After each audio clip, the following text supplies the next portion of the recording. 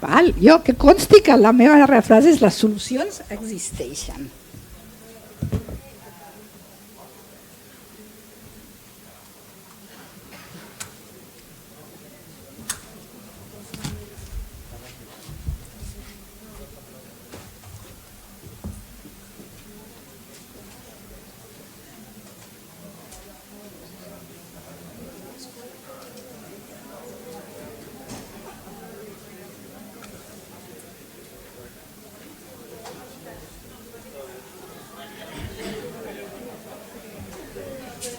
¿Empiezo a presentarte ya? Ya te lo tienes seguro, ¿no? Perfecte. Vaig a continuar, o anem a continuar la sessió d'avui. Quitam la pifarra. Sí.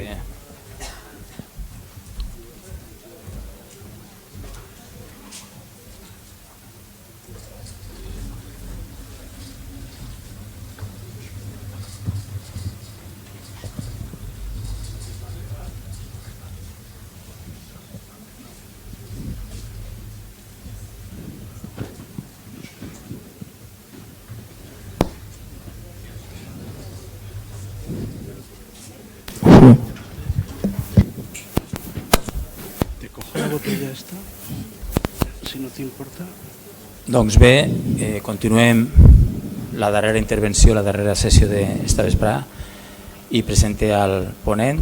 Joaquín Sevilla és doctor en Ciències Físiques per la Universitat Autònoma de Madrid i després d'uns anys en l'empresa es va incorporar a la Universitat Pública de Navarra, on és catedràtic de Tecnologia Electrònica.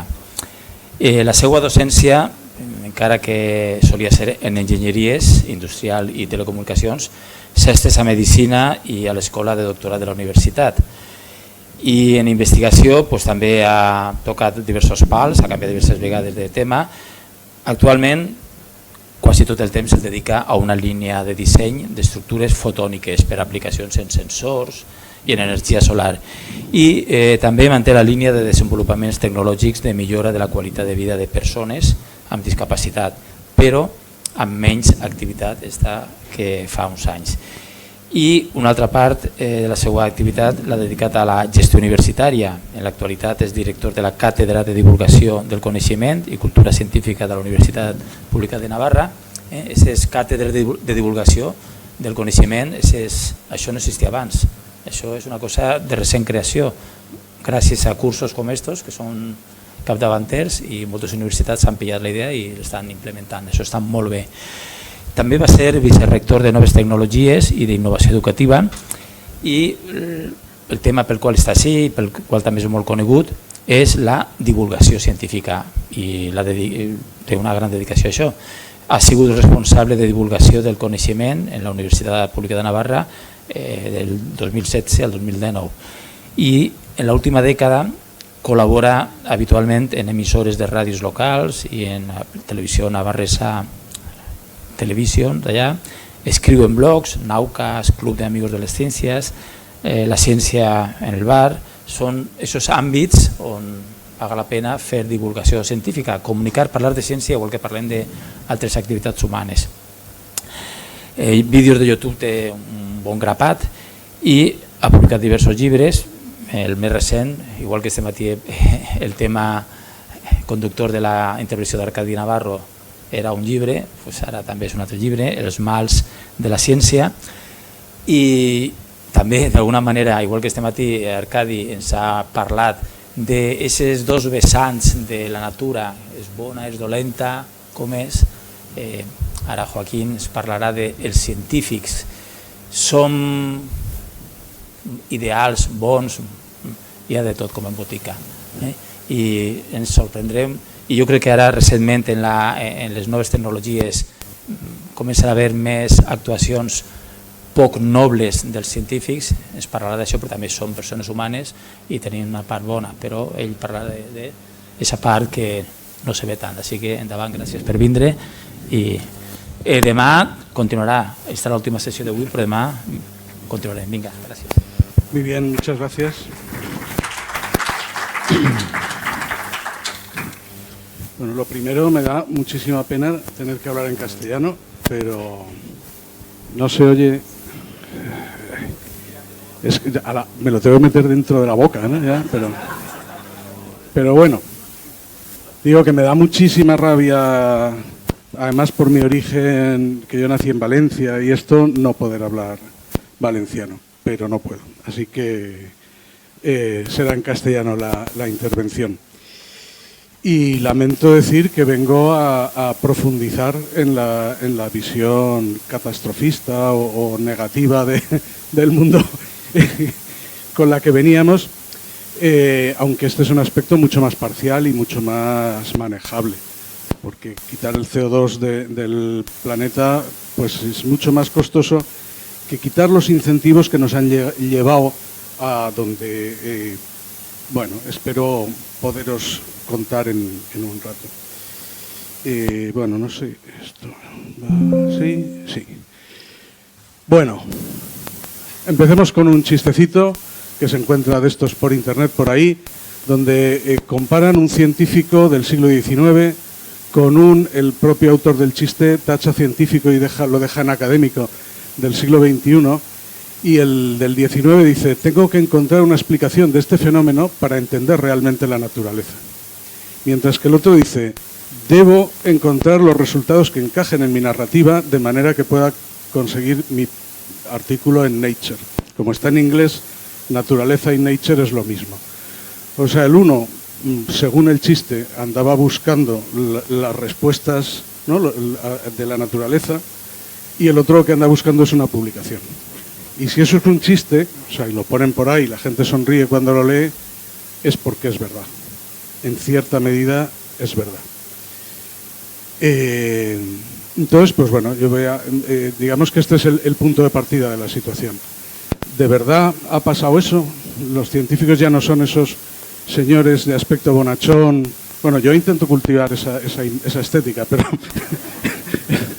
pero bueno, ¿son esos individuos o son los tipos esos de la bata, yuppies, que tal? ¿O dónde estamos? Bueno, pues yo sobre esto podría estar hablando muchísimo rato y tendré esa tendencia. Entonces voy a ver si me centro, y las diapositivas me sirven más para centrarme que para otra cosa, ¿no? Entonces, pues bueno, empecemos por algunas pinceladas sobre la ciencia, diciendo que es una actividad exponencial. Esos son, en una escala logarítmica, el número de publicaciones científicas desde que se inventa este mecanismo de publicar mediante artículos en revistas científicas, en el Journal de Savants, esto es en 1665. Se supone que son las dos primeras, y las Transactions de la Royal Society, las dos primeras revistas científicas, y desde entonces hasta ahora ha crecido exponencialmente. Pero si vemos en España el crecimiento de la financiación desde 1960 al 95, pues también vemos ese crecimiento, y si vemos, bueno, en una escala más larga, pues también vemos unos aumentos básicamente exponenciales. La ciencia, que bueno, a mí ya me gustaría tener un rato simplemente para englosar más, que es una manera de pensar diferente, que Arcadi ha contado algunas cosas esta mañana de su relación con la situación política y cómo ha tenido algunos momentos previos, pero en realidad, digamos que a mí me gusta poner la manzana de Newton como un momento fundacional de una manera de pensar que realmente nos ha cambiado el mundo. Y por proceder, usamos la palabra ciencia, ¿no?, por ir soltando algunas pinceladas más, en diferentes contextos.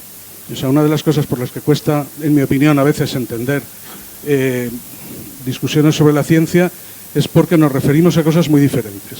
A una actitud vital, ¿no?, esta persona que está siempre buscando cómo funcionan las cosas, una forma de acercarse al conocimiento, pues algún tipo de método, o sea, buscar datos, intentar llegar a un conocimiento racional, el cuerpo de conocimientos que se ha generado de esa manera, o sea, cuando decimos lo que dice la ciencia, queremos decir ese cuerpo de conocimientos, pero también cuando decimos la ciencia española nos referimos a un sector industrial o económico que mueve un dinero, etcétera, una comunidad de personas o una actividad profesional. Si nos fijamos en ese lado de la izquierda de la figura, una actividad profesional, una comunidad de personas, un sector industrial, ese sector industrial conforma un sistema. Bueno, sobre esto se podría hablar, ¿no? Y lo estoy dando como que es un hecho. Hay discusiones sobre este asunto, pero bueno. Más o menos también desde mediados del siglo XX es un sistema, y además es un sistema fundamentalmente estatal. Se suele considerar en los libros de historia de la ciencia que el modelo actual parte del proyecto Manhattan, cuando se ve que si los estados invierten un dinero suficiente, los científicos les devuelven una bomba que les arregla ¿no? les acorta la guerra un montón. Y se crean, a imagen y semejanza de ese proyecto Manhattan, se crean los institutos de investigación, en fin, las vías de financiación de la ciencia a la que estamos acostumbrados ahora, que si pensamos en Newton, en Darwin, o yo qué sé, o en Ptolomeo, pues no pedían a sus gobiernos proyectos de 4 años, ¿no? ni se acreditaban para hacer esto. O sea, esa estructuración de la ciencia pues es relativamente reciente si pensamos los siglos que lleva existiendo la actividad científica. Y entonces en ese sistema, pues bueno, una de las cosas que hace falta para gestionarlo es evaluar. Pues porque al final eso es ¿no? Se supone que es un ciclo donde las personas que se dedican a la ciencia, científicas y científicos en sus laboratorios, reciben unos inputs, un dinero y tal, con el que generan su actividad. Y hay unos outputs de ahí, que son las revistas, las patentes, etcétera, conocimiento e innovación que se incorpora al sistema productivo, que devuelve una parte del extra de dinero que se recoge pues, en forma de impuestos o lo que sea, a ese sistema, y ese es el círculo virtuoso donde el conocimiento genera mejora en la sociedad, y esa mejora en la sociedad pues revierte en más conocimiento pues a través de dinero, etcétera. Y esto, que es estatal, está muy bien, es muy bonito, pero eso hay que gestionarlo, no es nada fácil, porque hay mucha más gente pidiendo mucho más dinero que el dinero realmente disponible. Entonces, a quién se lo das y a quién no, pues eso requiere evaluación. Y una parte muy importante de todos los problemas que comentaré después tienen que ver con esa evaluación de la actividad investigadora. Y están unas pinceladas de que este asunto de la actividad investigadora está en proceso de cambio. O sea, digamos que el libro ese del que vengo yo a hablar, yo vengo a hablar de mi libro, está publicado justo antes de que se empezaran a asumir esas iniciativas, la declaración de Declaration of Research Assessment, DORA, y la estrategia de implementación, COARA, que son ahora las palabras mágicas que hay detrás de las reformas de los procesos de acreditación, etcétera, porque efectivamente, digamos que no somos los únicos, los autores del libro Los mares de la ciencia, que nos hemos dado cuenta de que ese sistema al que se había llegado, que se resume a veces en lo de publish or perish, ¿no? Publica o perece, en el chiste del comienzo, en que ya no es que yo no quiero resolver, es que lo que necesito es publicar, porque es que si no desaparezco de este negocio, ¿no? Por volver a otro chiste que me estaba poniendo muy serio, de este PhD Comics, dice, o no, ese Saturday Morning Breakfast trivial. Dice, no, en la academia tenemos un problema llamado publica o perece. Dice, sí, claro, en todos sitios tenemos algo que ¿no? Que es haz tu trabajo o te despedimos. Dices, bueno, se puede entender así, pero es que en la contestación de la chica hay una trampa. Dice, ¿cuál es tu trabajo? ¿Realmente el trabajo es publicar? Históricamente no. Históricamente se entendía que publicar era una consecuencia de tu trabajo, que tu trabajo es descubrir, ¿no? Hacer avanzar el conocimiento. Y si tú haces avanzar el conocimiento, la publicación es la manera de comunicar a los demás ese avance que has hecho. Pero el problema es que seguramente hemos confundido el objetivo real con el indicador de ese objetivo. O sea, la publicación era un indicador del conocimiento que habías generado. Pero si confundimos el indicador, la publicación, con el conocimiento generado, demasiado, pues las cosas se pueden torcer. No sé si sabéis esta historia, pero sobre esto de confundir el indicador con el objetivo, es que se llama de alguna manera. Pero bueno, hay uno de los ejemplos más chulos que se cuenta de estas cosas es que los ingleses en la época colonial, en alguna ciudad india que estaba llena de ratas, quisieron acabar con las ratas y entonces pensaron, pues le vamos a pedir a la población que colabore y le vamos a pagar un dinerito por cada rabo de rata que nos traigan. Entonces así cazarán las ratas para conseguir el dinero y desratizarán a la población. y lo que ocurrió es que la gente cultivaba ratas para cortarles el rabo, que además no mueren con ello, y conseguir dinero vendiendo los rabos de ratas, y lejos de conseguir derratizar la ciudad, aumentó enormemente la población de ratas en esta ciudad. Hay muchísimos ejemplos de esto que tiene algún nombre, paradoja de no sé quién, lo de confundir el indicador con el objetivo más allá de lo razonable. Y si volvemos a esa especie de rosa de los vientos, ¿no? de diferentes formas de entender la palabra ciencia, vemos que ese cuerpo de conocimientos especiales, derivado de una forma concreta de acercarse al conocimiento, es lo que se comunica en papers, mientras que en el otro lado de la diapositiva, esa actividad profesional es la que se mide en papers. Y durante mucho tiempo, pues digamos que desde el establecimiento de esa ciencia como actividad profesional derivada del Estado, que decía, ¿no?, de los años 40, 50 del siglo pasado hasta el 2000, el comienzo de este siglo, ha funcionado muy bien. O sea, esa cosa, bueno, muy bien. Parece que cuando miras ahora el pasado, que se ataban los perros con longaniza. Tampoco es que las cosas fueran perfectas. Pero bueno, digamos que era un alineamiento no excesivamente problemático, ¿no? Y el chiste se refiere a esta comunicación en papers, como el científico es el 19, y a lo que se mide como la presión que tiene el académico ese actual. Pero es que, claro, eso, si se pone a los científicos, a las personas que se dedican a la ciencia, bajo presión, pues aparece esa situación de que tú entraste allí porque con un interés romántico, o sea, romántico en el mejor sentido de la palabra, de que tú tenías auténtica vocación por resolver una serie de problemas del conocimiento, pero en el momento que empiezas a poner el pie allí, no, es que si no tienes un paper en 8 meses, peligra la beca, si no sé qué, no lees la tesis, como no tengas 2 publicaciones en Q1, una Q2 como mucho, es que no lees la tesis, es que si no sé qué tal, y entonces empiezas a vivir presionado. No tanto, o sea, no te están diciendo que hagas un descubrimiento, que te plantees con calma el problema que quieres resolver, te están pidiendo el indicador permanentemente. Entonces, bajo esa presión aparece lo que tienes que hacer es publicar, publica o perece, publica en revistas de alto impacto o perece, publica frecuentemente en revistas de alto impacto y quizá no perezcas, ¿no? Es un poco la evolución que propone la persona esta del chiste.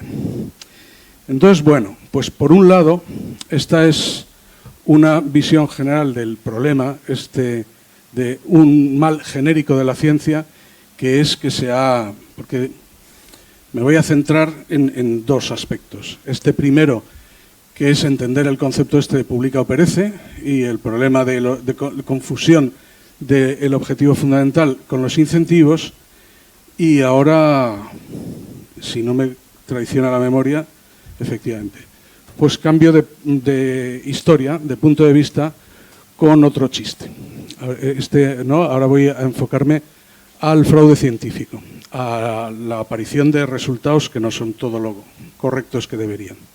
Y para llegar a esta idea voy a empezar con un chiste que ahora lo hay por internet, pero yo cuando estaba en el año, ¿no?, yo leí la tesis en el año 91 y ya en el laboratorio teníamos una versión en fotocopias de esto, porque los memes existen antes de internet, y era lo que dice el artículo y lo que realmente queremos decir con ello. Entonces, bueno, este es otro, el que tenía yo era más de ciencia experimental. Decía, la muestra fue tratada con sumo cuidado. Decía, solo se nos cayó el suelo 2 o 3 veces. Dice, una muestra típica, dice, la única que funcionaba, ¿no? Y así sucesivamente, pues todo este tipo de frases. Se sabe desde hace mucho tiempo, significa no tengo ganas de buscar la referencia. En fin, este tipo de cuestiones que cuando las cuentas a gente que lee y escribe artículos habitualmente, porque quizá los estudiantes de segundo, y esto no suena todavía estas cosas, hacen gracia. O sea, he visto que y esto es como el chiste de antes, hace gracia porque es verdad en gran medida. Y dices, ¿y si esto es verdad? Y estoy hablando del fraude científico, ¿no será fraude? O sea, si yo digo que una muestra típica y es la única que me funciona, si digo que la muestra fue tratada con mucho cuidado y en realidad no fue tanto cuidado, en realidad no estoy mintiendo con eso. Bueno, no nos pongamos moralistas, tampoco nos vamos a pasar. Llamémosle escritura creativa, por decir algo, y dejémoslo ahí, ¿no? Vale, pero si eso es escritura creativa y no me pongo moralista y me pongo a enumerar una lista de comportamientos, bueno, curiosos, ¿dónde está la frontera? En no citar algún trabajo que lo merecía. Yo he leído varios artículos a la hora de preparar mi investigación y esto, y uno que en realidad sí lo he leído y me ha afectado, pero es que me cae tan mal el tío y encima no sé, lo voy a decir, pues va y no le cito. Eso es fraude científico. Si un resultado, pues tengo toda una serie de datos de mis experimentos y los del 12 de junio, joder, es que no encajan con todo lo demás. Oye, igual el 12 de junio estaba descalibrado el equipo, tiro los datos de ese día y ya está, ¿no? Si copio un párrafo, joder, la descripción del equipo experimental, es que en este trabajo de Johnson y McLaughlin es que está genial y usan el mismo equipo que yo. ¿Para qué lo voy a reescribir si ya está ahí escrito? Pero es que ya a partir de ahí dices, ¿y si lo que hago no es olvidar los datos del 12 de junio, sino que elijo los mejores y ya está? Si me invento la hipótesis después de los experimentos, hago unos ensayos clínicos sin hipótesis y luego donde parezca que hay correlación, pues digo que eso era lo que andaba buscando. Y si le robo las ideas de al lado, si plagio el artículo entero, si me invento los resultados, si dinamito el laboratorio de la competencia, hombre, pues obviamente si saboteas al competidor eso es un delito y si te pillan la cosa es que vayas a la cárcel directamente. Pero si vas contándolo bien, la historia es que no encuentras fácil la raya, ¿no?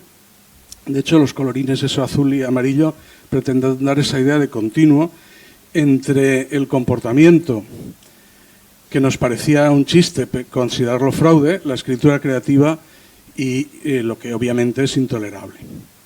Y ahora parecería decir, por lo tanto, la conclusión es la moralina. No tienes que tener el más mínimo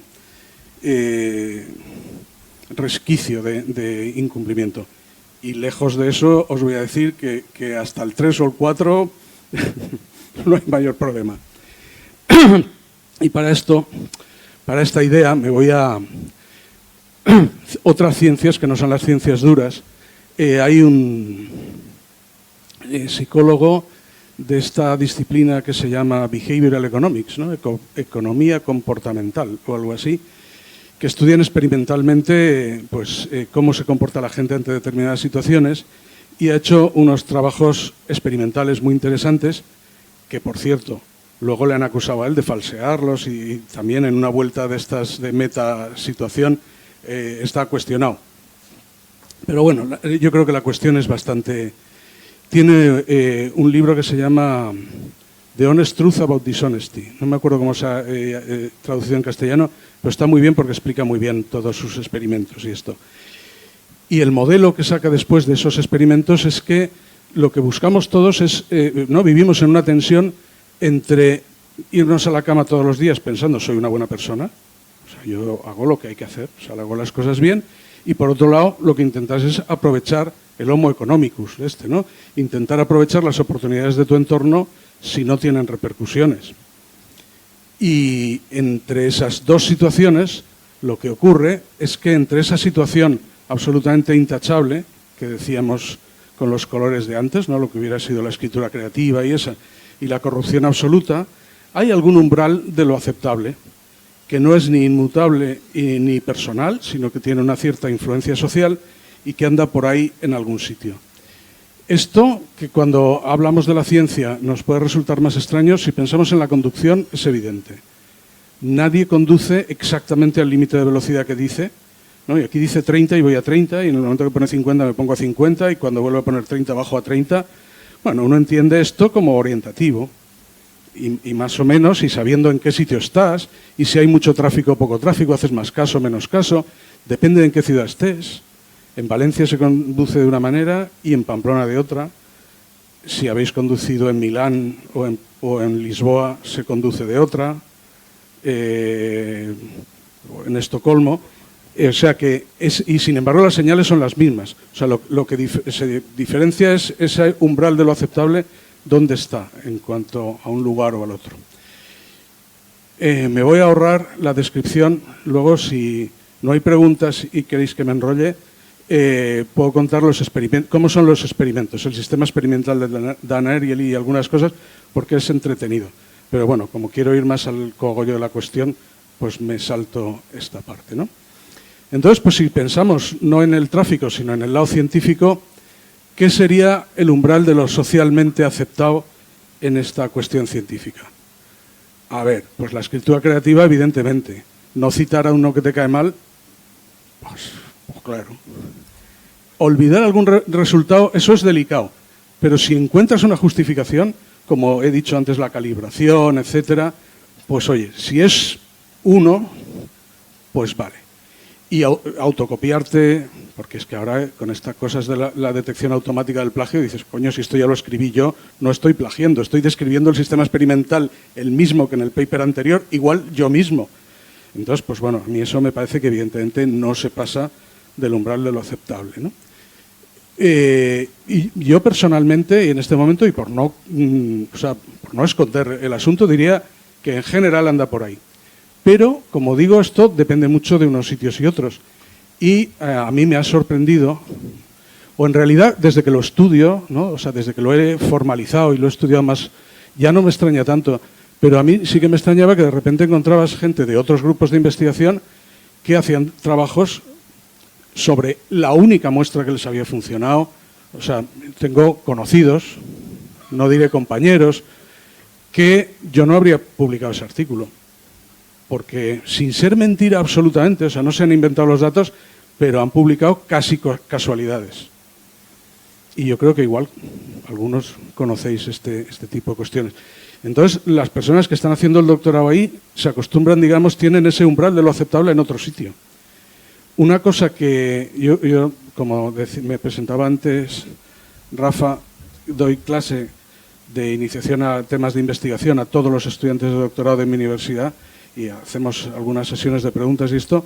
Una cosa que me resulta fascinante es que prácticamente todos los estudiantes de doctorado de ramas científicas o técnicas experimentales creen que es lo normal y que está bien en un paper no decir cómo, o sea, en la descripción de tu sistema experimental, no decirlo todo.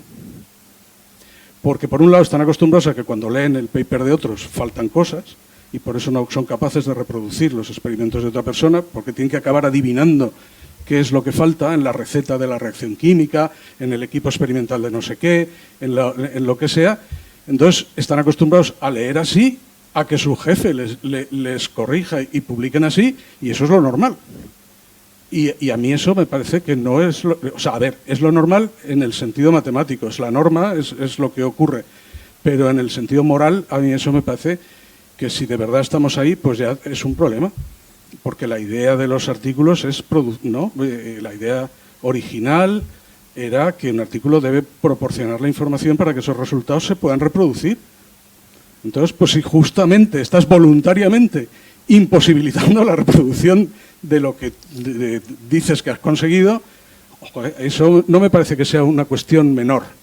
Y sin embargo, como os digo, pues encuentro que eso se considera ya dentro de lo socialmente aceptable. Entonces, pues bueno, tenemos este modelo de partida, ¿no? Si asumimos esa idea de Dan Ariely, esa idea de moralidad, que si os fijáis, esto es muy diferente del modelo mental que solemos tener de deshonestidad. Si uno no reflexiona nunca sobre el incumplimiento, el delito, la deshonestidad, el modelo que tenemos por defecto tiene nombre y se llama el modelo de las manzanas podridas. Y es todos somos perfectos, menos unos pocos que son unos delincuentes de la leche. Son unos malvados. Y la manera de resolver los problemas de deshonestidad social, llámale delito, fraude científico, etcétera, es tener una policía adecuada que localice las manzanas podridas y las saque del cesto. Y con eso todo problema resuelto. Y si os fijáis, este modelo dice lo contrario, y lo que dicen los estudios experimentales. Como os digo, no os cuento cómo eran los experimentos de Dan Ariely porque se me va el tiempo, pero al final las personas tenían que decir cuántos problemas habían hecho y luego contaban cuántos se habían hecho de verdad. Y muy pocas personas eran esa manzana podrida, que les llamaba lobos, que realmente maximizan el beneficio sin hacer nada. Pues iban y decían, he hecho los 20 problemas bien, dame mis $20 y no habían hecho absolutamente nada. Lo normal era que la gente dijera del orden de un 10% más de lo que hacía. O sea, todos estamos, o sea, la realidad es mucho más este modelo que el modelo de las manzanas podridas. Y a mí me parece que ese modelo es muy malo, porque si lo asumes, como tú obviamente no vas a considerar que tú eres una manzana podrida, todo lo que hagas está bien. O sea, como yo soy una manzana sana, todo lo que haga está bien. Y entonces no me planteo dilemas éticos en mi día a día. Entonces, si hoy me apetece tachar este punto, porque estaba descalibrado ayer, no pienso que eso sea un dilema ético en el que debo tomar una decisión con criterio. Como yo soy bueno, si ahora me apetece hacer esto, estoy haciendo bien. Si tacho la mitad de los días, como soy bueno, soy una buena persona, eso no es problemático. Entonces, ni se responsabiliza uno de la complejidad de su tarea, ni se toman decisiones colectivas respecto de mejorar el ambiente y estas cosas, sino que piensas que esto la policía es quien tiene que resolverlo todo. Y bueno, pues esto serviría para muchas otras cosas, pero bueno, me quedo con que ese modelo de las manzanas podridas es mejor sustituirlo por este como modelo de partida. Pero ahora sobre ese modelo le voy a dar una vuelta de tuerca. En ese modelo lo que tenemos es una persona, ¿no? El científico o científica, la persona que se dedica a la ciencia y ese límite social. Pero la misma persona que se dedica a la ciencia, los que nos dedicamos a esto tenemos diferentes roles. En diferentes momentos del día estás en el laboratorio y eres científico de hacer el experimento. Quien dice laboratorio dice, pues para el historiador el archivo, para el teórico en fin, lo que fuere, ¿no? O estás escribiendo el paper y eres autor, o estás revisando uno de otro, o eres editor, o eres miembro de un comité de evaluación de proyectos, pues de la NECA o de no sé qué, o de tu universidad, o de contratación, entonces, en diferentes momentos del día estás realizando diferentes actividades. Y esas actividades, algunas forman parte, en el modelo que teníamos antes, de lo que sería la persona, y otras de lo que sería el límite social. Porque ¿qué es ese límite social? Pues en el fondo, lo que me admiten los revisores, lo que no les parece mal a los comités de evaluación, lo que mis compañeros de entorno consideran correcto.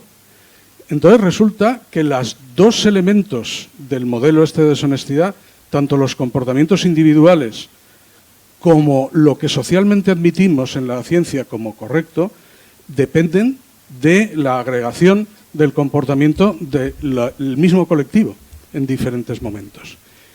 Y si se pone a esa persona bajo presión, pues se pone todo el sistema a presión, el un lado y el otro. Que esto es otra cosa interesante de analizar, no como manzanas podridas, sino como un modelo más complejo, la honestidad en el sistema de ciencia. Porque claro, esto va a tener repercusiones en los dos lados. En el lado de la persona, de la científica o científico, individual, hará que se salte más fácilmente ese límite, que tenga bajo presión más incentivos para ir más allá, para mantener su situación. Pero es que lo socialmente aceptado también se desplaza. Y ese desplazamiento, que se ha estudiado, ahora os contaré detalles de cada una de estas dos cosas, es interesantísimo y súper problemático. Entonces, pues nada, vamos a ir viendo cada uno de ellos unas pinceladas también, ¿no? Yo soy ya el último obstáculo con la libertad de la tarde, entonces, pues bueno, si ahorro un poco de tiempo, luego ya me preguntáis lo que sea. El que la persona que se dedica a la ciencia esté bajo presión con esa necesidad muy cortoplacista de ir obteniendo resultados, aunque no sea muy buena la ciencia que haya detrás. Necesitas tu paper para mantener la beca, tu paper para defender la tesis, tu paper para no sé qué, genera problemas de salud mental. No sé si sabéis, por eso decía que esto no, al final no era una imagen muy positiva. Hay estudios, los problemas de salud mental entre estudiantes de doctorado son en media doble de lo que corresponde a esa edad y el tipo de responsabilidad de ese trabajo. En algunos de los estudios se compara con brokers, con gente que trabaja en entornos también muy tensionados, o sea, para ver estas situaciones en la misma edad y, como os digo, viene a estar en el doble. Problemas laborales fantásticos, porque no hace falta que te exploten, ya te explotas tú solo, porque como tienes que conseguir esos resultados, pues no hay horario. De hecho, es que esto de pensar que un estudiante de doctorado debería hacer un horario, y un horario sensato, es que nos da la risa también. O sea, porque si recordamos nuestra propia vida y en general lo que ves es que trabajas hasta que físicamente no puedes más. O se te caen los ojos, o no sé qué, o ya se te va la cabeza, porque entre que por un lado era vocacional, te gustaba eso, por otro lado, cuanto más estés, mejores resultados tienes. Por otro lado, el de al lado no se va. Entonces, el ambiente que se genera es de que aquí no se va ni Dios. Entonces, pues el nivel de que no es independiente del tema de salud mental, ¿no? Pues el nivel ese de autoexplotación es tremendo. Y en algunos lados no solamente es auto, porque si un día te vas un poco pronto, igual va el jefe y te dice, Mariano, ¿dónde vas? Si son, ¿no? O sea, que en fin. Y problemas epistémicos también importantes, que es que, pues en un momento dado, pues te inventas las cosas de una u otra manera, ¿no? O relajas demasiado y cometes fraude y acabas, pues eso, diciendo lo que no es. Sobre esto, ¿no? A nivel personal, hay un libro de Federico de Trochillo, que es un historiador de la ciencia, ¿Cómo y por qué mienten los científicos?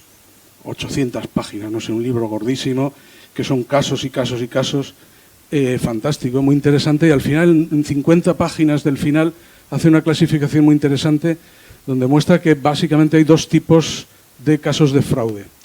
Los casos de fraude, como el de Mendel o Galileo o Millikan, el de la gota de Millikan, porque está bastante probado que cometieron fraude en lo que escriben, que estaban tan convencidos de sus hipótesis que embellecieron los resultados, ¿no? Parece ser que Mendel, los guisantes, estos, si lo haces no sale tan limpio como él lo cuenta, pero como él lo llegó a entender, pues lo que publica le quita el ruido para que se entienda mejor lo que pasa. Y como es la verdad lo que pasa, pues, joder, pues ha quedado muy bien, pero cuando se ha intentado ir a fondo y analizar, pues parece que tiene ese problema. Y con lo de Galileo, bueno, hay chorros de tinta sobre esto, pero bueno, también parece que los experimentos que cuenta Galileo en sus libros son experimentos mentales, más que experimentos reales, pero parece decir que sí que los hizo. Entonces, bueno, por ahí andamos. Pero bueno, el caso es que son un tipo de fraude que de alguna manera es de la ciencia como actitud vital. Uno está tan convencido de su teoría que le da la impresión de que el umbral ese está mucho más lejos de lo que está y que, bueno, se puede aceptar ese tipo de escritura creativa plus, por decirlo de alguna manera. Mientras que luego está la corrupción de la ciencia como profesión, donde directamente uno se inventa los resultados cuando está a punto de ser despedido, no sé qué, tal, en situaciones de estas, pues te inventas el artículo y a correr, ¿no? Y esas dos, bueno, ese inventarse los resultados o ir más allá, también en alguna de la literatura sobre estos temas se le llama ciencia patológica, o al menos un subconjunto de estas cuestiones. Todas estas palabras las dejo ahí por si alguien quiere profundizar, por tirar del hilo luego en Google de ese tipo de cuestiones. Y hay algunos estudios que se han hecho que vienen a decir que 1 de cada 3 científicos admite utilizar prácticas científicas cuestionables y 1 de cada 50 prácticas de las que son clarísimamente intolerables, como falsificar, o sea, falsear o inventarse directamente los resultados. Entonces, 1 en 50 no es anecdótico, pero es que 1 en 3 es casi todo el mundo. Entonces, mi explicación es que ese 1 en 3 realmente está alrededor de esa frontera. Entonces, si te pillan ahí un día para preguntarte y haces examen de conciencia bien, dices, pues sí, oye, pues he copiado un parrafito de no sé qué, y entonces, pues bueno, 1 en cada 3. Y cuando le preguntan, ¿y en tu entorno? Entonces es prácticamente el 100%. O sea, cuando en las encuestas se pregunta por lo que haces tú y lo que hacen los de tu alrededor, entonces casi todos. Bueno, tampoco hay muchos estudios ni son muy fiables, pero bueno, estos son los resultados de algunos. Y aquí tenía el modelo ese de las manzanas podridas, una imagen buena, pero bueno. El primero de estos dos fraudes, el de la ciencia patológica, el que decía de Galileo, Ptolomeo, etcétera, existe desde Ptolomeo. El Ptolomeo de Alejandría, de los epiciclos, porque en sus libros, o sea, esto se ha estudiado porque en sus libros, que tienen unas tablas astronómicas con observaciones de la posición de observaciones de las estrellas, hay bloques enteros de datos que no están observados desde Alejandría, porque como ahora lo puedes reproducir estas cosas con los Stellarium correspondientes, pues se ve que los datos son de Siracusa y no de... O sea, incluso se sabe desde dónde son. Entonces, pues se supone que es que de algún astrónomo de Siracusa que tenía unas tablas de observación, este las cogió y las puso en su libro, a saber, seguramente por hacerlo más completo, pero el caso es que allí firma como suyos unos datos que no son suyos. Entonces, pues, como os digo, este tipo de resultados en científicos que realmente eran buenos, de prestigio, y que las contribuciones son buenas, pero resulta que cometieron cosas que si las analizas son fraude, pues están los mejores. y como os digo, existen desde cualquier momento de la historia.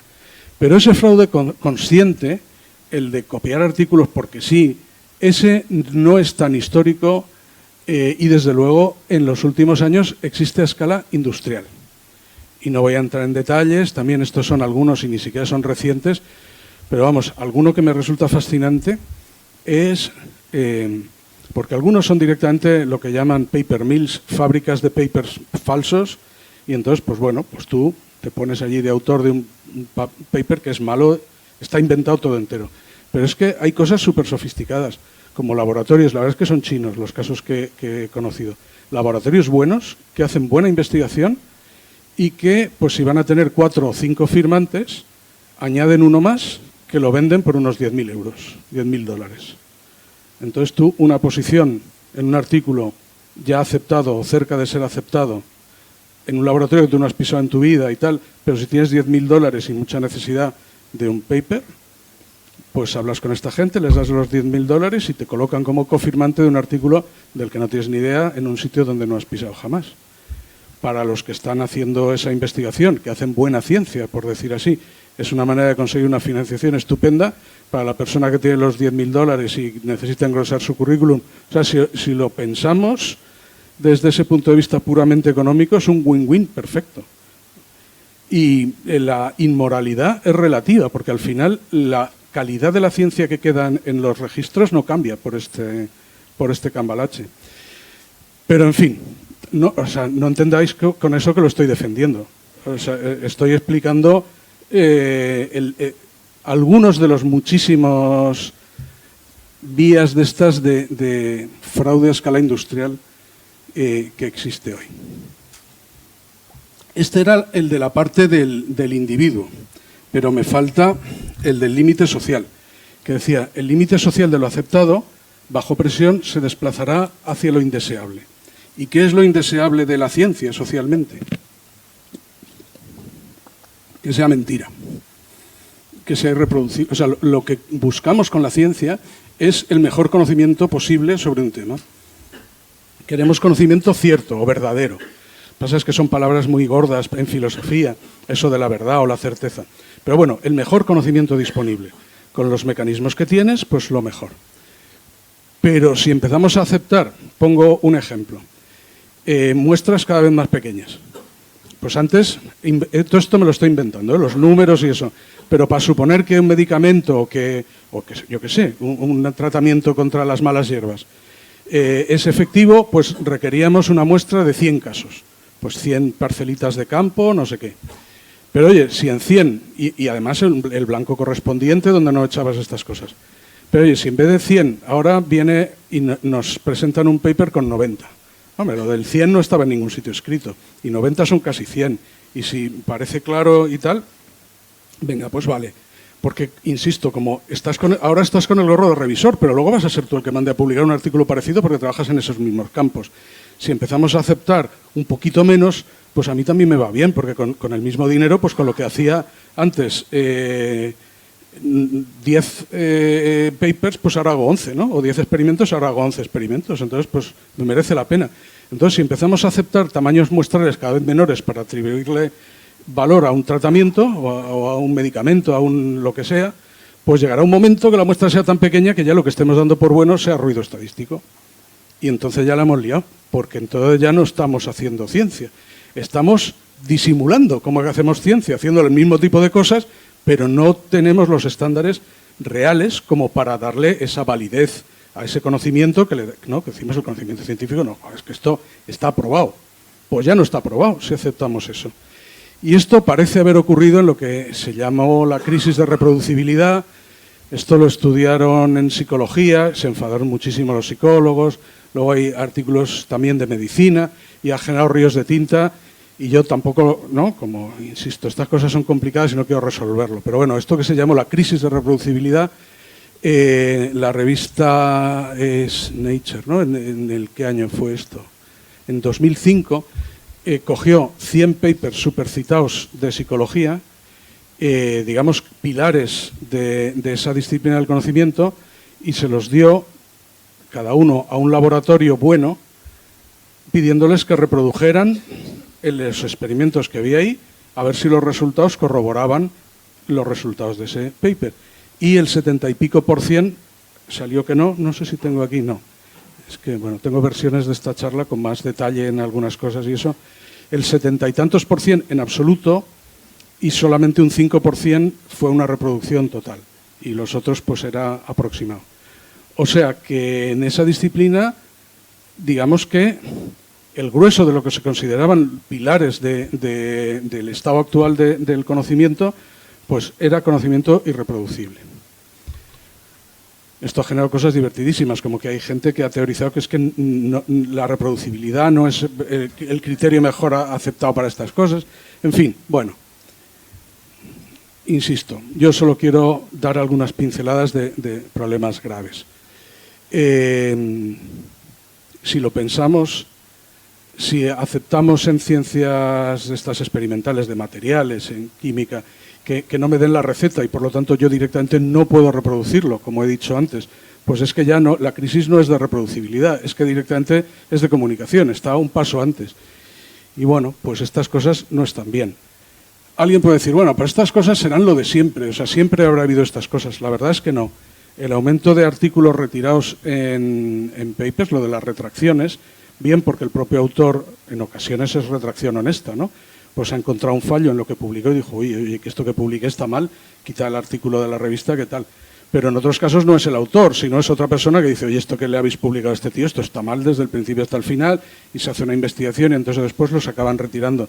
Pues ese concepto de retracción de artículos, que digamos que en los 90, 80 era anecdótico, pues en los 2000 pues se ha convertido en unos números importantes, ¿no?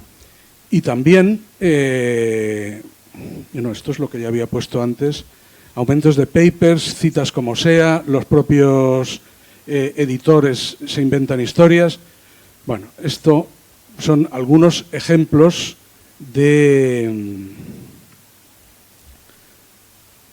concretos de maldades de estas del sistema. Pero vamos, quería volver a que, porque se me han, o sea, por ir hacia un final ordenado y en vez de enrollarme con otros detalles, estaba contando que este tema del modelo de deshonestidad en el ámbito científico de la persona frente a un límite de lo socialmente aceptable, cuánto de mal conducimos en esta ciudad frente a otros, etcétera, pues tiene esos dos problemas, el del individuo y el del límite social, que los dos son diferentes y tienen su campo de problemas. Y dicho esto, voy a 4 diapositivas de conclusiones y cierro aquí y cedo la palabra a las preguntas, y en vez de seguir yo enrollándome por donde me parezca, pues me enrollo por donde os interese a vosotros.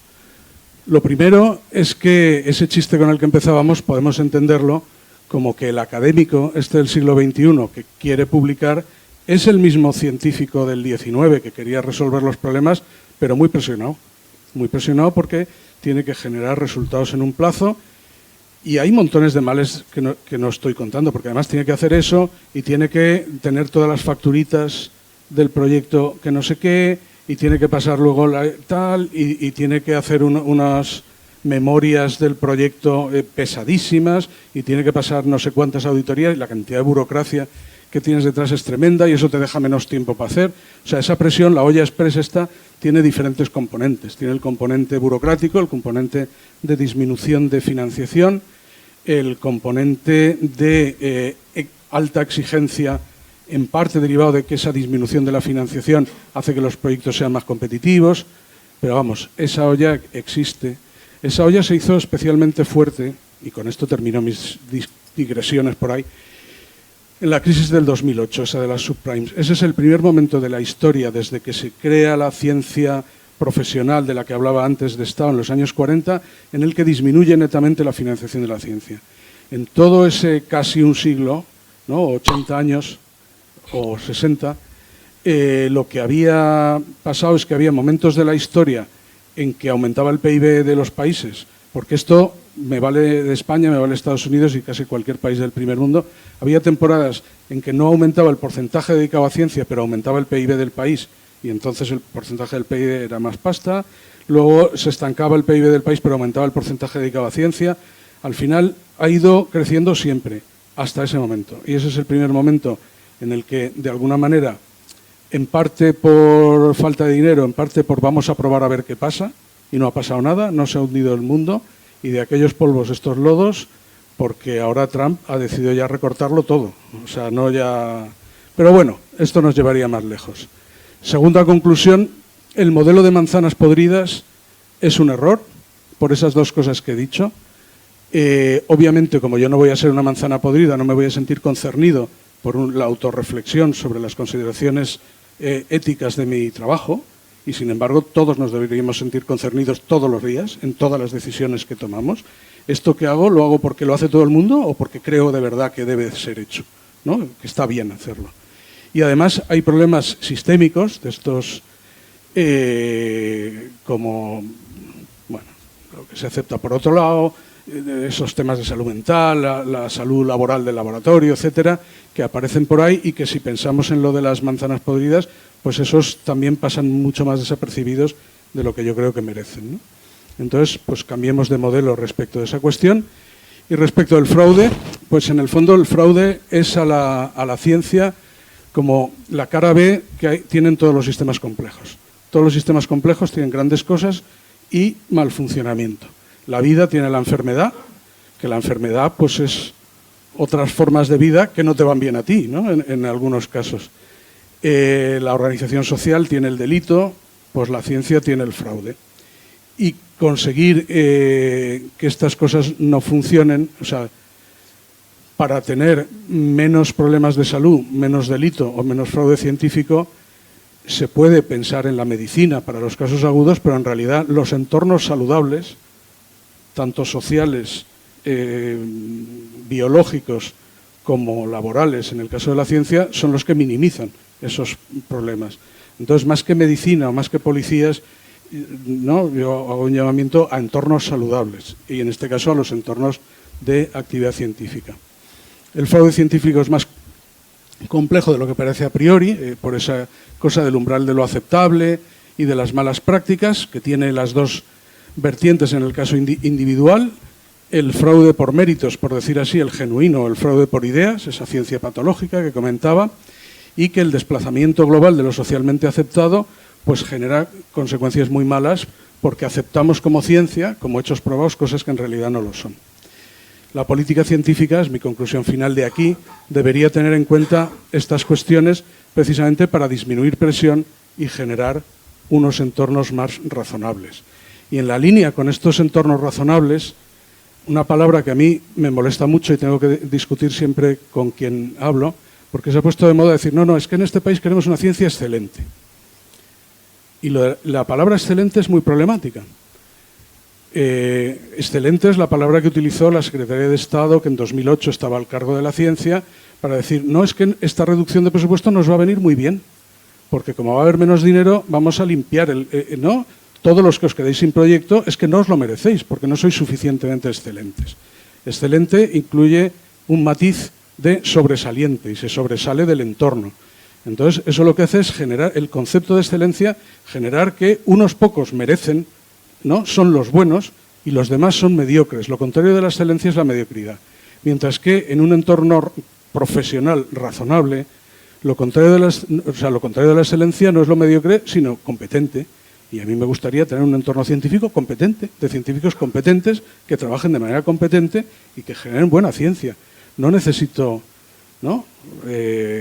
Primadonas y ese concepto de la excelencia, y que para que uno se lleve un proyecto decente, 15 tengan que presentar un proyecto para que luego no te lo den. O sea, eso me parece que es una malfunción política.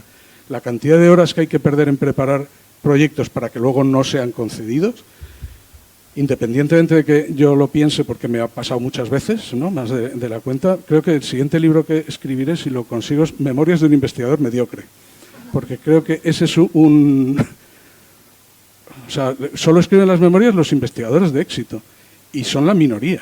Y en realidad no es mediocre, es que eras competente, o sea, no has tenido suerte, en fin, bueno, ya cuando lo escriba ya os lo contaré. Ya me llamáis para ese día. Y bueno, todo esto está en un libro que escribí a medias con Juan Ignacio Pérez, un gran amigo, que, bueno, por distintas razones los dos empezamos a estudiar estas cosas, y en un curso de verano empezamos con esto, y luego escribimos una serie de posts en un blog, y lo acabamos convirtiendo en un libro, en una editorial magnífica que quebró hace unos meses. Entonces, yo creo que todavía se puede encontrar por ahí, pero a duras penas. En fin. Pero bueno, hemos intentado recoger un poco estas cuestiones. Y yo con esto termino y quedo a vuestra disposición para cualquier detallito que os haya podido interesar. Muchas gracias.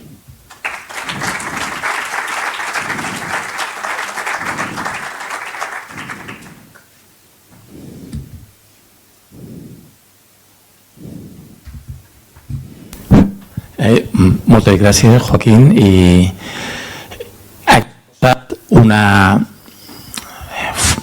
vessant que els que treballem en ciència coneixem, que, o bé perquè nosaltres hem fet aquest tipus d'activitat de forma voluntària alguns, altres potser inconscient, coneixem el tema que parlem, però no és una quantitat mínima. O sigui, no, la gent que ha de fer ciència, que no se pense que entre ell a enganyar i a ser enganyat. És una part molt gratificant ficar-se en el món científic, però que està ahí i cal conèixer-lo per evitar-lo. Dit això, la paraula la teniu vosaltres i anem bé de temps, així que...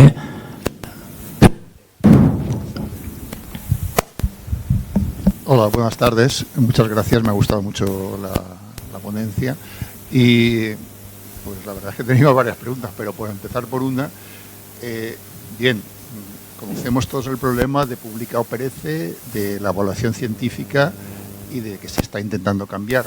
A mí me preocupan dos cosas. Me preocupa, la primera es, vale, se va a cambiar, pero en ese cambio puede afectar a muchos jóvenes científicos que están trabajando en el publica o perece. ¿Qué se va a hacer con esa gente? ¿Se va a gestionar el cambio? Porque los podemos dejar colgados de la brocha. Le hemos dicho, tienes que hacer esto. Y ahora va Coara, que van a hacer otra cosa. Y segundo, puede ser un sistema malo, pero por lo menos es un sistema justo, con todas las imperfecciones que hay de que las publicaciones se publica a bulto. Bien,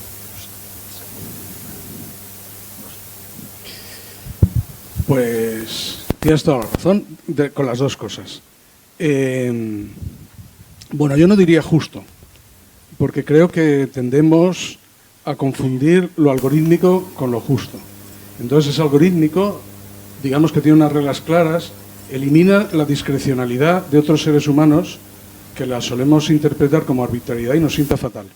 Preferimos que, o sea, si nos tiene que suspender, preferimos que nos suspenda un algoritmo que un ser humano. Entonces, pero yo no creo que en el fondo ese resultado más algorítmico sea más justo. Y desde luego no creo que sea bueno para la ciencia como sistema, para generar buen conocimiento científico, porque como digo, tiene esa derivada también de los problemas epistémicos. Pero bueno, es verdad que en el caso de España, en los años en los que se implantó, en los años 80, y esto cuando se inventaron los sexenios y todo aquello, vino a sustituir un sistema muy, bueno, heredado del franquismo y tal, muy personalista y muy discrecional y muy arbitrario, les llamaban mandarines, ¿no? De mandarinazgo, es como les llamaban a los catedráticos de tal, y donde promocionaba los que querían los jefes de antes, ¿no? Porque como los méritos no eran algorítmicos, sino era lo que consideraba un tribunal de sabios, pues lo que aquellos sabios, muchos de ellos no todo lo honestos que debiera, pues tal. Entonces es verdad que esa arbitrariedad da miedo, y como venimos de ahí, sobre todo la gente más mayor que recuerda esa historia, pues da miedo que rebajar el algoritmo nos lleve a esta situación. Y por otro lado, efectivamente, como ya estamos en este sistema, cuando coges a un estudiante de doctorado, ya le entrenas a esto. Y dices, venga, chavala, para dentro de 6 meses, no sé qué, tal, va, sí, estos resultados más o menos ya. O sea, que estamos metidos en esta cosa, y además, como es sistémico, si tú le dices a uno que pare y todos los demás del departamento no paran a la vez, es un poco lo que decía Arcadi esta mañana de los árboles. Si se pusieran de acuerdo todos los árboles de la Amazonía y decir, oye, nos quedamos en 1 metro, pues recibirían la misma cantidad de sol y les costaría mucho menos. Pero oye, allí que van todos hasta que tienen la longitud en que se parten si van más lejos. O sea, es una especie de tragedia de los comunes. Entonces, pues bueno, pero como esto no es la Amazonía, sino que es un sistema gestionado, pues ahí está la habilidad de los gestores políticos de ir implantando Coara gradualmente, con alternativas de manera que no te cargues lo anterior. Y yo debo decir que las 2 charlas que he oído a representantes de la ANECA contando estas cosas me han parecido súper sensatos, sensatas, que eran mujeres las 2, conocedores del tema y preocupadas por hacerlo bien y conociendo los temas. Pero es verdad que como todo cambio nos va a dar miedo, pero yo creo que sinceramente, porque una cosa es vivirlo así, pero luego, como decía Rafa también, como vives los lados buenos, porque es que claro, parece que esto sea un drama, pero es que a mí me han pedido que hable de esto, pero la vida científica no solamente es lo malo, ¿no? Entonces, pues estás muy contento y no te parece tan terrible, pero cuando lo analizas a fondo, yo creo que sí, que está muy mal realmente. O sea, que todo esto es muy malo. Y entonces que merece la pena el esfuerzo de cambiar, aunque quede algún damnificado por el camino. Porque todo lo que es sistémico es imposible que acierte al 100%. Entonces, pues oye, ojalá acierte al 98% y solo un 2%. Habían hecho un paper que no sé qué tal. Pero es que si os fijáis, bueno, en fin. No. Bueno, esa sería mi respuesta. ¿Preguntes? Mercedes. Muchas gracias por todo lo que has planteado, porque es que es la pura realidad de lo que hemos ido viviendo los que tenemos más o menos la misma edad y empezamos pues de becarios, ayudantes, y yéndonos al extranjero, volviendo a las postdoctorales y toda esa carrera que vas con cada vez más presión a la hora de tener que publicar, con luego los Q1, con todo eso que hemos estado viviendo, ¿no? Entonces, todo eso, al final, lo que yo veo que nos está afectando y cómo están variando, modificándose en nuestros laboratorios ahora mismo, es que los chicos y chicas españoles que están terminando los grados no quieren continuar con un máster y mucho menos con un doctorado.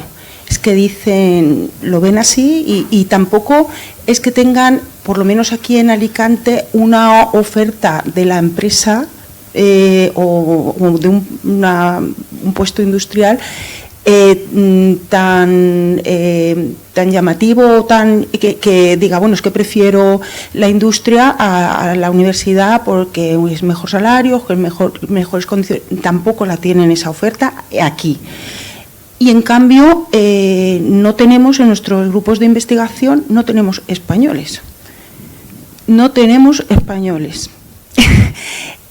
No quieren. Entonces, ¿qué es todo esto que nosotros hemos estado viviendo y que ya ha llegado un momento en que dicen, ¿para qué voy a invertir una serie de muchísimos años peleando para un futuro incierto, que no sé a qué hora me voy a ir, no sé qué fin de semana voy a poder tener libre para salir o irme con mis amigos?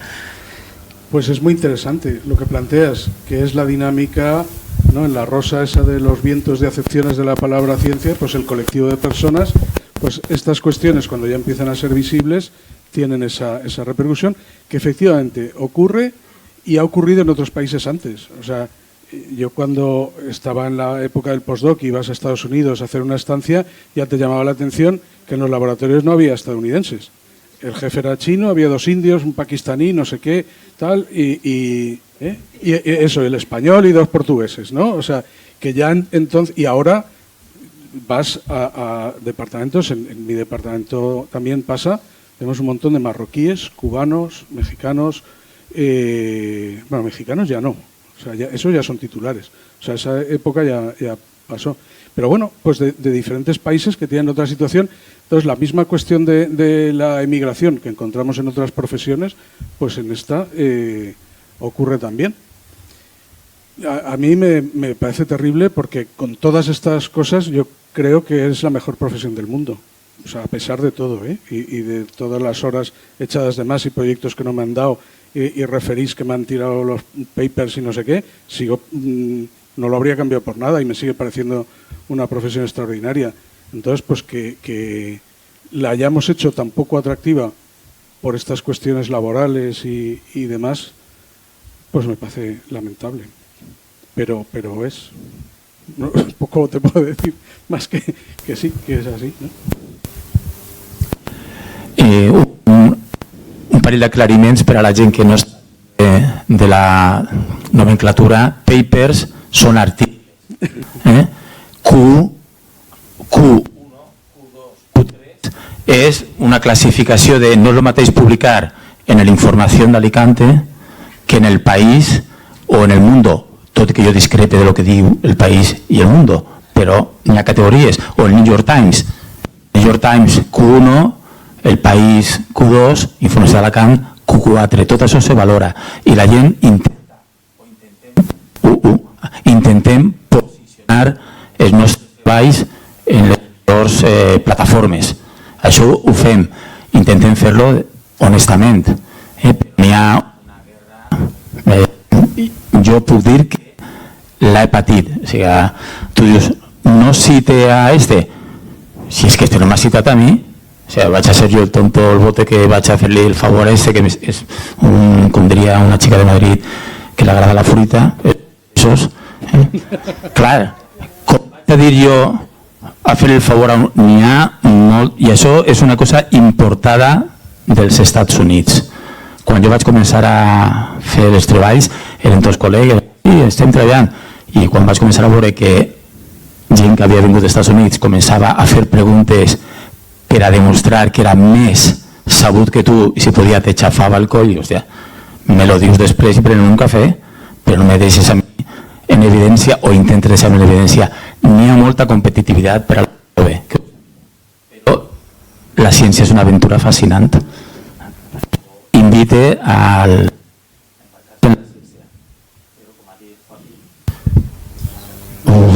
Com ha dit Joaquín, el perill està ahí.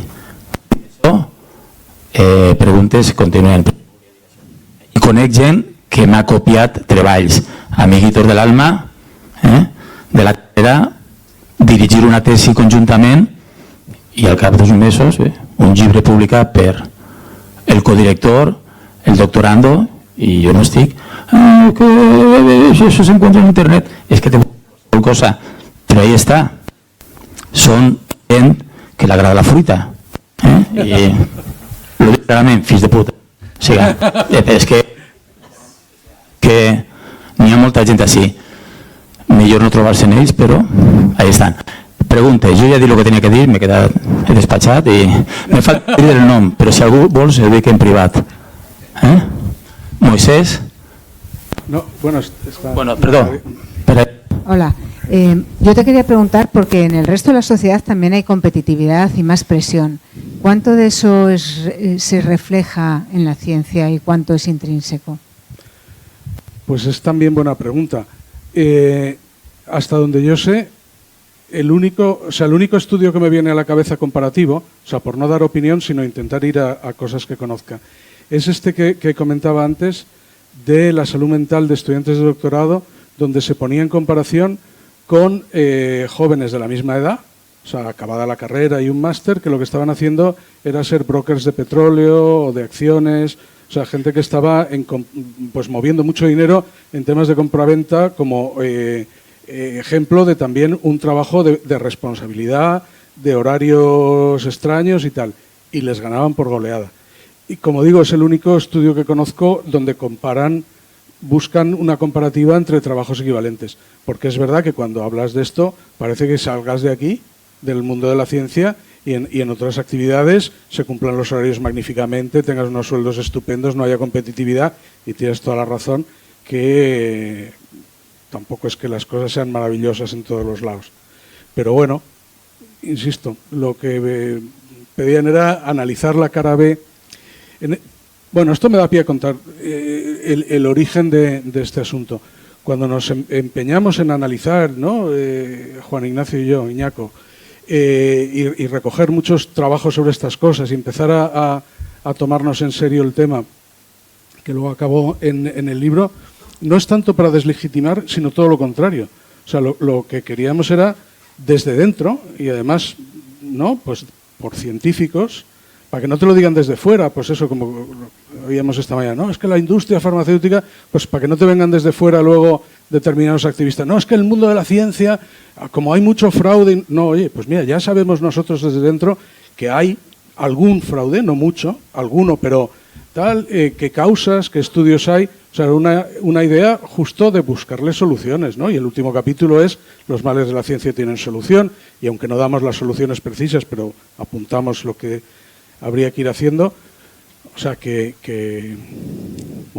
el interés de estos estudios era saludable y pro-científico, o sea, justo lo contrario de lo que pueda parecer cuando te metes tan a fondo en la cosa, ¿no? Por seguir siendo catastrofista, o no, ¿cuál es tu opinión de la inteligencia artificial y todo lo que has contado? A ver,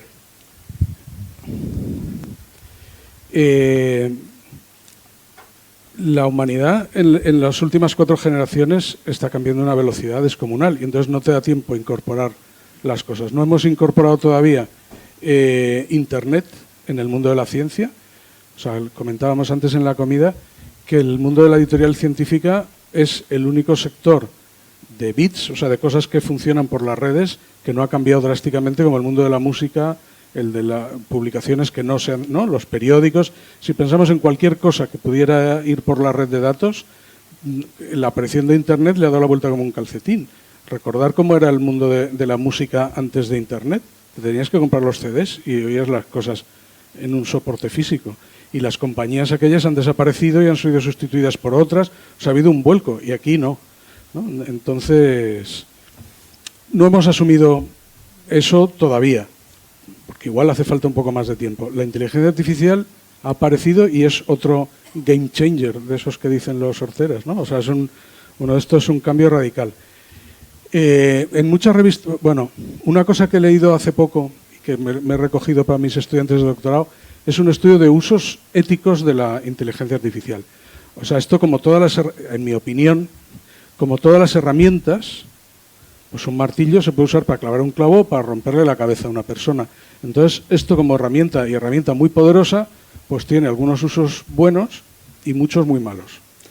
Entonces, bueno, los usos éticos, pues si tú la usas para que te ayude a escribir el artículo, sobre todo en una lengua que no controlas bien, tú escribes las cosas y párrafo a párrafo. Bueno, tiene muchos usos buenos, pero se está usando para cosas malísimas. Hay, no sé, como sabéis si lo usáis, que da resultados verosímiles, no necesariamente verdaderos. Entonces, si le pides, por ejemplo, citas, se inventa directamente, cosas con formato que parezcan una referencia, pero son referencias inventadas. Pues ya hay quien ha hecho estudios y no sé cuántas referencias inventadas pululan ya en los artículos porque han entrado de que el autor lo puso a través del ChatGPT, los revisores no lo han tal y están ahí circulando como verdaderas cosas inventadas absolutamente. La última que me pareció también fascinante por todo lo que implica, era una cosa que apareció en un comentario en Nature donde decían que en un estudio que habían hecho, no me acuerdo sobre cuál era la muestra, pero habían encontrado en 17 preprints que había instrucciones ilegibles para un humano pero legibles para una máquina, en tipos muy pequeños o en blanco sobre blanco, o sea, escrito en el Word con tinta blanca, prompts para la inteligencia artificial, saca solo revisiones positivas de este trabajo, no sé qué y tal, suponiendo que ese artículo los revisores lo iban a meter en el correspondiente inteligencia artificial para que hiciera una revisión, quizá una primera versión sobre la que luego iban a trabajar mejor, vete tú a saber. Entonces, ya empiezas a encontrar trabajos que están en la segunda derivada de los malos usos de la inteligencia artificial. Entonces, yo, por referirme a información y no solo a opiniones personales, que es donde he empezado, esto es una cosa publicada en comentarios de Nature de estos de hace 2 meses, muy interesante, lo de los prompts estos tramposos, y muchas revistas están empezando eso a poner en sus normativas editoriales qué usos consideran legítimos y éticos de la inteligencia artificial y cuáles no. Lo cual demuestra, si hay que empezar a decirlo, que mucha gente probablemente está haciendo de esos usos malos, ¿no? Pero vamos, el ICIT te hace unas revisiones bibliográficas y te saca unos... O sea, hay algunas inteligencias artificiales especialmente pensadas para el mundo de la ciencia que funcionan de cine para la parte de leer trabajos, ¿no? y de resumirlos y de revisar mucha bibliografía. Y también para escribir, cuando tienes el inglés a duras penas, pues también te ayuda un montón a corregir. O sea que hay usos buenos, pero claro, hay el peligro de que acabemos diciéndole al ChatGPT, escríbeme un artículo con estos datos, medio invéntate los que faltan y no sé qué y esto, para que luego lo lea otra inteligencia artificial y se hablen entre ellas para la revisión. O sea, hay riesgos, claro que sí. Y yo no sé exactamente, o sea, estadísticamente no sabría decir por dónde andamos.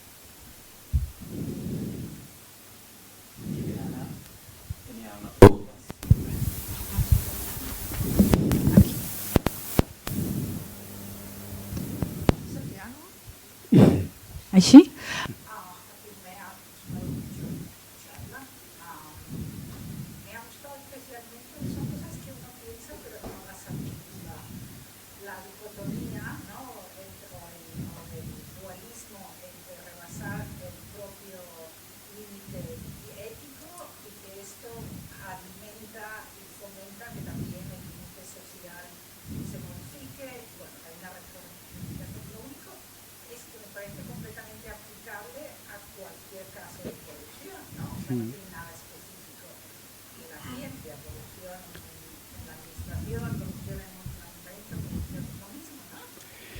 De hecho, he comentado que en el modelo ese seguía Dan Ariely y el libro de Dan Ariely no tiene nada que ver con la ciencia.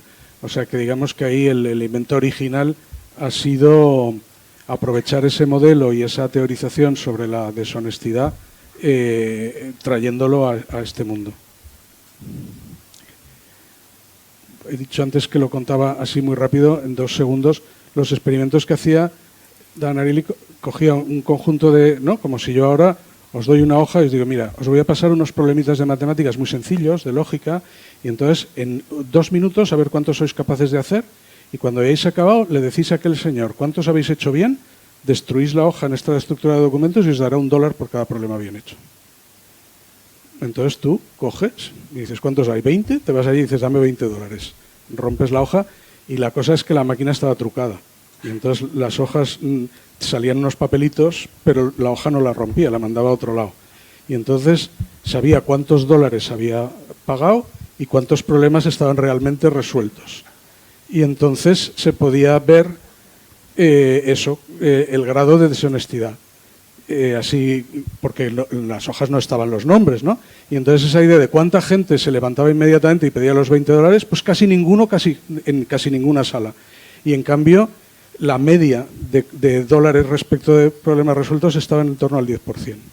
Y luego los experimentos que hacía era cómo manipularles. Entonces, si a mitad de repartir las hojas, el que estaba repartiendo las hojas le llamaban por teléfono, y si hacías cosas como para sentir maltratado al público, aumentaba el nivel de deshonestidad. Si les decías, es muy importante que seáis honestos, recordar el código de conducta de nuestra universidad y no sé qué, dice, incluso en universidades que no tienen código de conducta y tal, pues la gente disminuía. O sea que ese límite de lo aceptable, así global, se puede modificar de maneras relativamente sencillas. Entonces, pues bueno, esto era... O sea, que es un libro porque tiene un montón de experimentos y hay papers detrás. O O sea, que son estudios experimentales, ¿no? O sea, que ese modelo sale de una cosa que no es de filosofía, de pura reflexión, sino que sale de unos estudios experimentales curiosos. Hola, hay en el chat una pregunta de Iván Juli Alexander que dice: ¿es común esta explotación de investigadores, entre paréntesis, con demasiadas horas de trabajo sin salir en los laboratorios de España, o es un problema efímero? ¿De género o general? Efímero. No, yo diría que históricamente es un problema muy general de España y de cualquier sitio. O sea, al ser un trabajo muy vocacional, porque uno se mete en esto porque le gusta, y digamos que en los aspectos laborales y de entorno no lo cortan, es súper general. Y yo creo que solo muy recientemente esta preocupación, que tiene lados malos, como que no quiera ir nadie y eso, pero una preocupación de la juventud actual que me parece súper saludable, que es que preguntan en los trabajos cuánto voy a ganar y cuánto voy a trabajar, en vez de ir a... que hay gente que se escandaliza y es lo más normal del mundo. Entonces, digamos que solamente esta tendencia, que es magnífica, pues está poniendo algún coto en algunos entornos de algunas maneras, diría yo.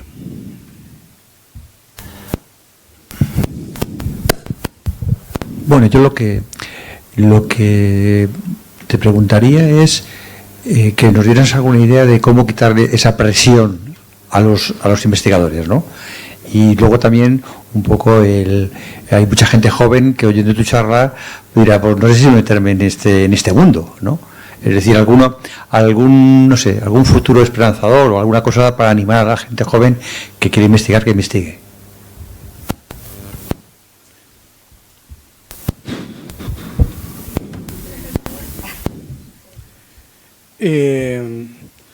Pues mira, yo tengo un hijo con el que he tenido esta situación y un poco la cosa es, yo creo que la vida académica tiene un punto de lotería. O sea, para que te vaya bien, además de ser inteligente y de hacer cosas bien y estar en el entorno, sobre todo tienes que estar en el sitio adecuado, en el momento adecuado, 2 o 3 veces. Entonces, pues... porque si en el momento que estás hay la recesión y no hay plazas y pues como hemos vivido, pues están 10 años sin salir plazas, pues ya puedes ser un premio Nobel en potencia, que mala suerte. Y si en cambio justo acabas la carrera en el momento que el gobierno de turno, no sé qué, saca un nuevo programa de becas brutal y tal, pues entras aunque en el año anterior no hubieras... O sea que hay que... Entonces yo lo que le diría es, si entras y consigues pasar... ¿no? La rompiente de las olas, si llegas a la zona de calma, este es el mejor trabajo del mundo con diferencia. O sea, resolver, tener tiempo para dedicarte a la cosa intelectual, tener el rompecabezas, ser, aunque suene pedante, pero en un momento dado sobre un tema, eres la persona que más sabe del mundo sobre esa cuestión. O sea, una cuestión muy pequeñita y muy relevante, pero es quien más sabe de eso. Y no encontrar la cosa, irte a un congreso, hablar tal. O sea, es súper satisfactorio. Entonces... pero es muy improbable que acabes llegando ahí. Yo le diría, compra boletos, pues como si fuera la lotería, pues inténtalo, quédate, estate por ahí, pero tampoco te pongas en esto, digamos, una ilusión extrema, porque te tiene que tocar. O sea, no es la proporción del gordo de la lotería, o sea, es más alta, pero te tiene que tocar en cierta medida. Y entonces no te eches la culpa del... A mí me ha costado, o sea, yo se lo comentaba también en la comida. En este trabajo, mogollón de veces, tú presentas tu proyecto y te dicen no. Y la sensación es que has suspendido, que eres malo. Presentas un trabajo y un referí, aunque haya 2 referís que dicen, oye, está muy bien. Llega uno y dice, mierda, no sé qué, esto está hecho, tal. Y te sientes personalmente mal. Entonces, decir, no, oye, esto no va conmigo. O sea, esto, el que tiene... Entonces... ponerse en esa situación de que, oye, pues si no sale la plaza, si te la quitó otro que era mejor, porque tal, con razón o sin razón, porque siempre que la saca otro era porque tenía más amigos, entonces nos inventamos unas narrativas que todavía sufres más. Pues entonces intentar salir de esos círculos que te van a hacer sufrir, compra boletos, o sea, estate por ahí, inténtalo, pon en práctica y si la cosa no va, no te hagas mala sangre, tal, y esto te habrá valido para desarrollarte intelectualmente y tal, y seguro que hay otras cosas donde estar. Yo diría algo así. Al menos es lo que le dije a mi hijo, que ahora es profesor de secundaria. O sea, no, los boletos no le fueron muy bien. Oye, pues... tenim temps per a una pregunta més, si voleu. I si no voleu, hem acabat. Espera. Sí, un comentari. La última, si n'hi ha una mà alçada, continuem. Si no, finish. Després d'esta. Es un poco comentar lo que has dicho. El sistema de financiación de la investigación es importante. En el 2008 hubo un corte, aquí ha habido cortes posteriormente, y lo que pasa es que muchas veces los gestores de esta investigación o los gestores públicos de esta investigación no entienden que lo que peor, que yo creo que lo que sienta... El micrófono, pégatelo ahí. Digo que muchas veces los gestores de investigación, los que diseñan políticas y compañías, muchas veces no entienden que lo que peor sienta el sistema de investigación, en mi opinión, son las aceleraciones, sí. Las paradas porque cuando para el sistema no entran los buenos y cuando abres el grifo entra todo el mundo. Entonces esas cosas sí son políticas a muy largo plazo, mientras que una legislatura pues, puede durar 4 años. Sí, es verdad. Pero bueno, pues eso, en la medida que se vayan generando agencias de investigación más independientes de la política, donde haya gente que... Porque sobre estas cosas hay mucha... O sea, hay ciencia sobre la ciencia y sobre la política científica. Entonces, si hay especialistas y expertos y se van estabilizando, pues yo creo que hay posibilidades de que las cosas vayan a mejor. Pero bueno, tiene que ocurrir. Oye, pues nada. Doncs acabem. Donem les gràcies novament a Joaquín i l'aventura de la ciència, tot i això, paga la pena. Demà a les 9.